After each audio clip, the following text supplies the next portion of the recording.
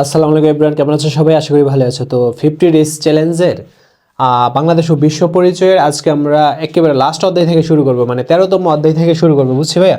আমরা একেবারে 13তম অধ্যায় থেকে শুরু করে দিব। 13তম অধ্যায়, 13তম অধ্যায়। সো চলো এখন আমরা তাহলে ক্লাসটা শুরু করে ফেলি।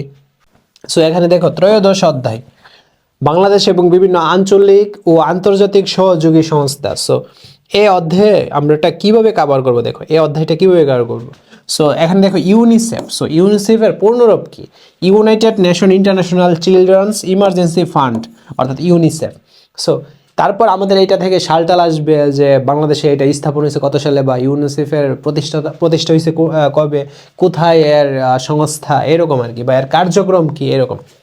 জাতিসংঘের একটি বিশেষ সংস্থা যা বিভিন্ন দেশের, বিশেষ করে উন্নয়নশীল দেশের শিশুদের সেবা প্রদান করে। মাতৃ ও শিশু সংস্থা পুষ্টি ও রোগ প্রতিরোধ, প্রাথমিক স্বাস্থ্য পরিচর্যা, মৌলিক শিক্ষা, স্যানিটেশন ও নারী উন্নয়নের লক্ষ্যে এই প্রতিষ্ঠানটি কাজ করে।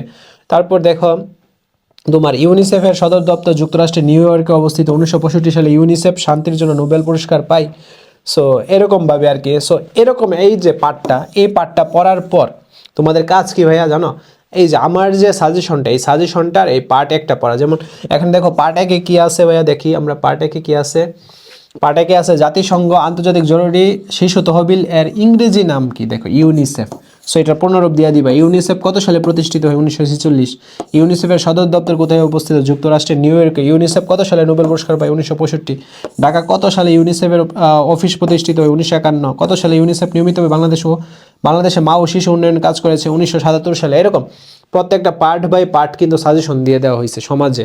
সো এই অধ্যায়টা দেখে অধ্যায়টাতে বোঝানোর কিছু নাই, এগুলো সব থিওরি টাইপের। তো আর মানে মেইন পয়েন্টগুলো হয়েছে জাস্ট পুনরূপগুলো একটু মুখস্থ করবা, যে দেন এটা এই সংস্থাটা কত সালে প্রতিষ্ঠিত হয়েছে, কোন দেশে অবস্থিত, তোমার এর কার্যক্রমটা, মূল হেড অফিসটা, এরকম আর কি প্রশ্ন। সো এরকমভাবে পার্ট আকারে কিন্তু প্রশ্ন করা হয়েছে। সো এরকম আমাদের কাছে কিন্তু এই সাজেশনে কিন্তু এসকিউ আছে, তারপর এমসিকিউ, তারপর সিকিউ, এভরিথিং আছে। সিকিউ বেশি নাই, সিকিউ মেবি 5-6টার মতো আছে। আর এই অধ্যায় থেকে প্রশ্ন তোমার আসে না, বাট অনেক সময় এসে যায়। সো অবশ্যই তুমি যদি এই সাজেশনটা ফলো করো না, তাহলে আর দরকার নেই, কোনো কিছুই দরকার নেই। সো তাহলে এই সাজেশনটা পাওয়ার জন্য কী করতে হবে? অবশ্যই আমাদের প্রাইভেট গ্রুপে জয়েন হতে হবে। আর প্রাইভেট গ্রুপের লিঙ্ক এভরিথিং এই কমেন্ট বক্সে দেওয়া দিব। আর অবশ্যই 15 ডেজ চ্যালেঞ্জটা তোমাদের পূরণ করতে হবে, তাহলে বৃত্তি পরীক্ষার জন্য ভালো একটা মানে তোমরা প্রতিযোগিতায় থাকতে পারবা। ঠিক আছে? সো ধন্যবাদ সবাইকে, আল্লাহ হাফেজ। আর কমেন্ট বক্সে লিঙ্ক দেওয়া থাকবে, লিঙ্কে ক্লিক করে প্রাইভেট গ্রুপে জয়েন হয়ে যাবে। Thank you.